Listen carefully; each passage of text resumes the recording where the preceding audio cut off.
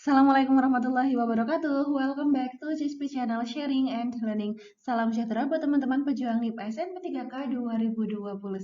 Oke, hari ini sudah resmi ada pengumuman untuk tes P3K tahap yang kedua. Teman-teman bisa cek di akun SSCN masing-masing. Selamat buat teman-teman yang dinyatakan lolos.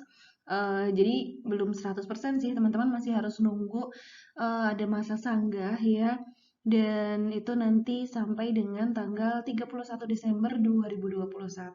Setelah itu masih ada lagi tahap pemberkasan. Semoga teman-teman semuanya bisa dilancarkan sampai nanti dapat NIP P3K 2021.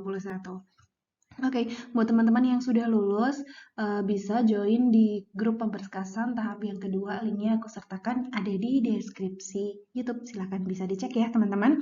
Buat teman-teman semuanya yang belum lolos di tahap yang kedua ya, mungkin sudah P1, P2, P3, tapi belum bisa menempati formasi, jangan khawatir teman-teman, karena masih ada tahap yang ketiga dan juga masih ada yang namanya optimalisasi gitu. Nah, banyak sekali nih bermunculan yang namanya optimalisasi. Ada tahap ketiga atau tidak, lalu nanti langsung ada optimalisasi segala macam. Nah, perlu kita tahu sebenarnya optimalisasi itu apa nih, teman-teman, gitu ya.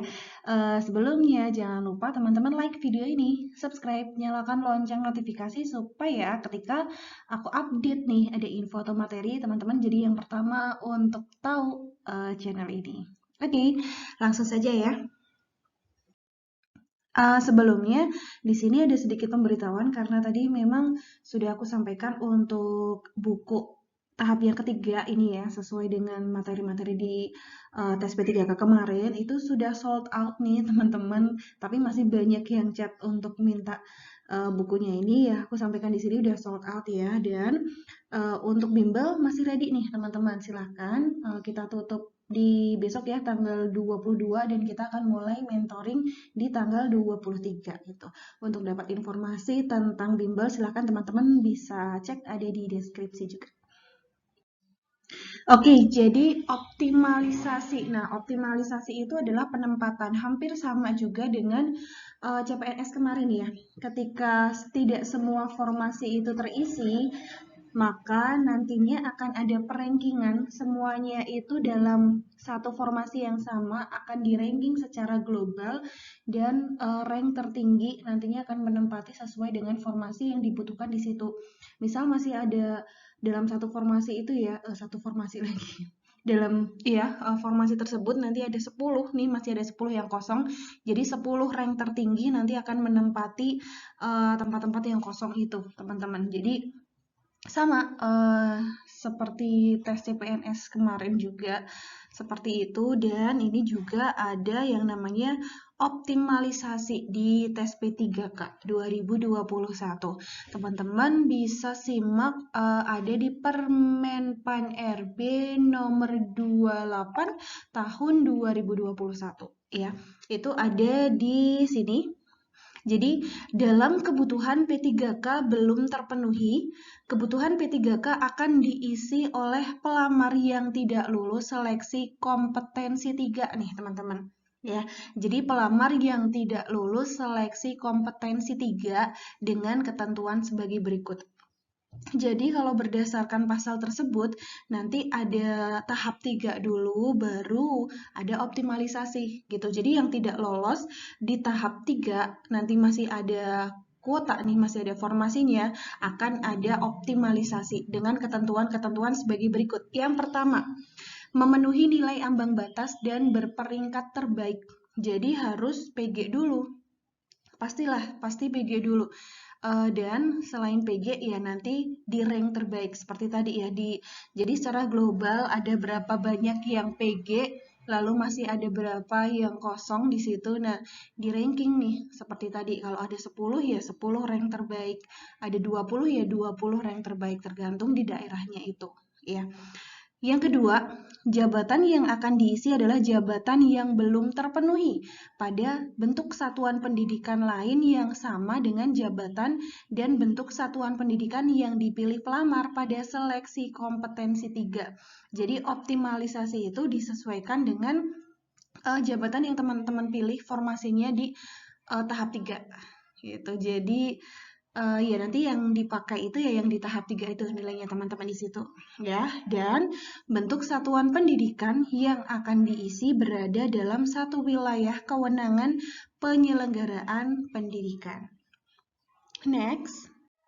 Di sini di selanjutnya ya disampaikan bahwa metode penentuan sekolah yang akan dipenuhi kebutuhannya sebagaimana dimaksud pada ayat 7 akan ditentukan oleh kementerian yang menyelenggarakan urusan pemerintahan di bidang pendidikan, kebudayaan, riset, dan juga teknologi. Jadi nanti penentuan untuk optimalisasi itu dari Kemendikbud gitu ya teman-teman semuanya. Jadi di sini benar-benar dari awal saya sarankan ya, baik itu optimalisasi, lalu sekarang ada yang namanya masa sanggah.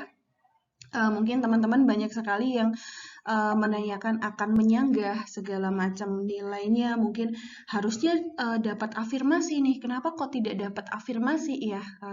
Misalnya sudah sesuai dengan ketentuannya ya, teman-teman bisa untuk melakukan sanggah ya dengan ada ketentuan-ketentuannya di situ gitu ya. Sanggah itu ketentuannya ada juga di permen ini teman-teman. Jadi baca saja Permen Pan RB nomor 28 tahun 2021.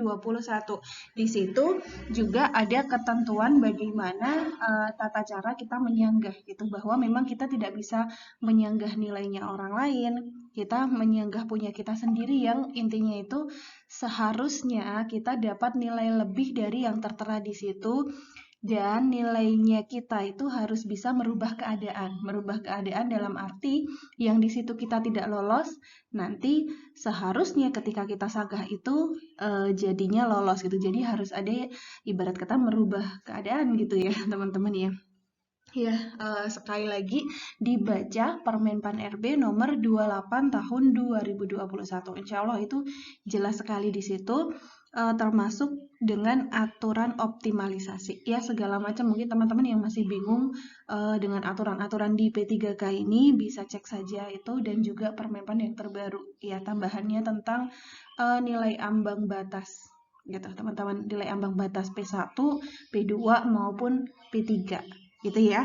Oke, itu yang bisa saya sampaikan kali ini. Semoga bermanfaat untuk teman-teman semuanya. Semoga rezekinya teman-teman semuanya untuk lolos di tes P3K 2021. Oke, satu lagi nih yang mau aku sampaikan, lupa tadi, bahwa memang untuk aturan ini adalah optimalisasi itu di tahap 3. Apakah nanti akan ada perubahan atau tidak? Ya kita tidak tahu, kita tunggu saja apakah dari pemerintah akan ada aturan baru atau tidak. Tapi sampai sekarang, sampai saat ini memang aturannya masih untuk optimalisasi itu setelah tahap yang ketiga. Gitu ya teman-teman. Oke, sampai jumpa lagi di video-video selanjutnya. Salam CISP Channel Sharing and Learning. Wassalamualaikum warahmatullahi wabarakatuh.